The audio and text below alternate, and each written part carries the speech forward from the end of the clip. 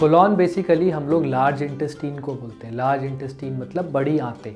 तो अगर हम खाने का रास्ता देखें, मुंह, फिर ईसोफेगस यानी कि फूड पाइप, फिर स्टमक, फिर स्मॉल इंटेस्टीन, फिर लार्ज इंटेस्टीन, फिर रेक्टम और आगे एनल कैनाल। तो लार्ज इंटेस्टीन के कैंसर को हम लोग कोलॉन कैंसर कहते हैं। ये cancer usually middle aged onwards 50 साल के बाद पाया जाता है। जो यूजुअल सिम्टम्स होते हैं इसमें वो होते हैं स्टूल का पैटर्न चेंज होना, यानी कि आपका स्टूल अगर दिन में एक बार जाते थे तो अब या 2 दिन में एक बार जाएंगे या ऑल्टरनेट डे जाएंगे। स्टूल में खून आना, भूख ना लगना, और या कई बार ऑब्स्ट्रक्शन मतलब बिल्कुल ही आंतें रुक गई। ये कॉमन सिम्टम्स होते हैं कोलॉन कैंसर के।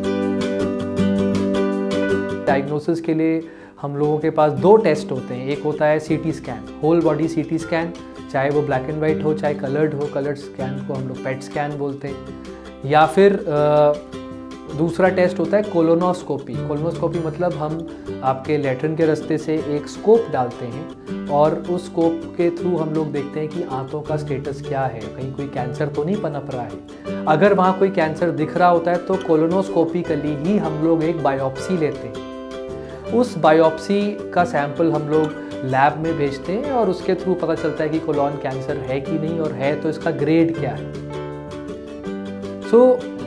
हमें ये जानना ज़रूरी है कि कैंसर है कि नहीं, और है तो ग्रेड क्या है और स्टेज क्या है।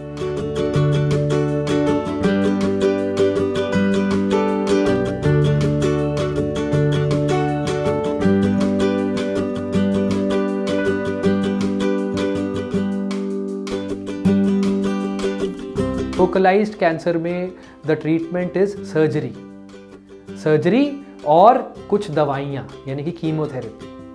ये कीमोथेरेपी हम लोग 3 से 6 महीने तक देते हैं। अगर कैंसर फैला हुआ है तो सर्जरी उसमें ऑप्शन नहीं होता है। फिर ट्रीटमेंट इज मेडिसिन्स, वो कीमोथेरेपी होती हैं, वो टारगेटेड थेरेपी हो सकती हैं, इम्यूनोथेरेपी हो सकती हैं, ओरल टैबलेट्स हो सकती हैं। ये क्या होंगी, किस टाइप की होंगी, ये कुछ स्पेसिफिक टेस्ट पे डिपेंडेंट होता है। ये आपके जो कैंसर के डॉक्टर हैं, जो मेडिकल ऑन्कोलॉजिस्ट हैं, वो गाइड करते हैं कि कौन सी दवाई, उसका सीक्वेंस क्या है, कौन सी दवाई सेफ है। ये सीक्वेंसिंग उस पर डिपेंड करता है। कोलॉन से मिलता जुलता पार्ट जो है रेक्टम। रेक्टम में अगर कैंसर आता है तो सर्जरी और दवाइयों के अलावा एक और मोडालिटी होती है रेडियोथेरेपी, वो भी यूज़ की जाती है। So basically it's a simple straight forward treatment, surgery plus minus medicine plus minus radiotherapy.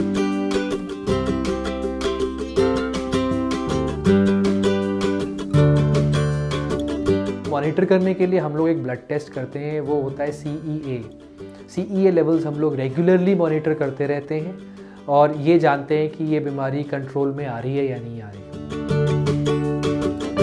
Colon cancer से बचने के लिए एक सबसे सिंपल टिप अगर मैं आपको बताऊं तो वो है ग्रीन लीफी वेजिटेबल्स, यानी कि lots of fruits and vegetables. जो व्यक्ति जितना ज़्यादा रफेज खाएगा, वेजिटेबल्स खाएगा, उसको ये बीमारी उतनी ही कम होती है।